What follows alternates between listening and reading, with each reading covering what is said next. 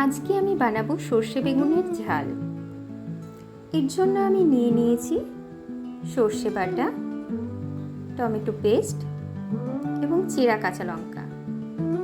এরপর একটি পাত্রে স্লাইসড বেগুন নিয়েছি, তার মধ্যে দিয়ে দেব লবণ এবং হলুদ গুঁড়ো। আমি বেগুনের পিসগুলো ভালো মতো কোট করে নিলাম। এটি সম্পূর্ণ একটি নিরামিষ রেসিপি। এটি খেতে কিন্তু অসাধারণ। এরপর একটি গরম ফ্রাই প্যানে নিয়ে নিলাম সর্ষের তেল। তেল গরম হয়ে আসলে দিয়ে দিলাম বেগুনের পিসগুলো। বেগুনের পিসগুলো ভালো মতো ভেজে নেব।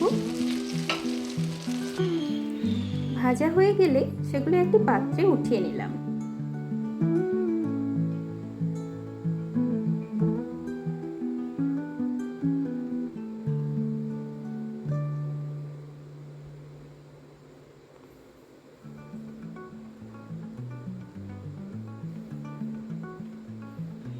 অবশিষ্ট তেলের মধ্যে দিয়ে দিলাম কালো জিরে, চিরা কাঁচা লঙ্কা,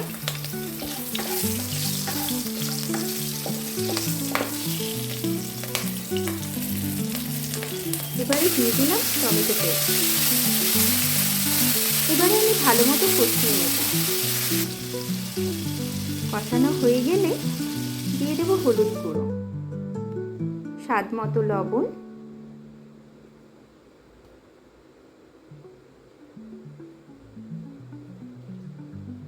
এরপরে দিয়ে দেব সর্ষে বাটা।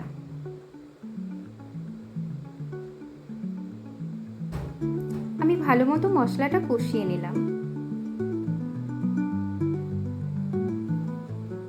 মশলা থেকে তেল ছেড়ে এসেছে। এবারে দিয়ে দিলাম পরিমাণ মতো জল। জল ফুটতে শুরু করলে দিয়ে দিলাম বেগুনের পিসগুলো।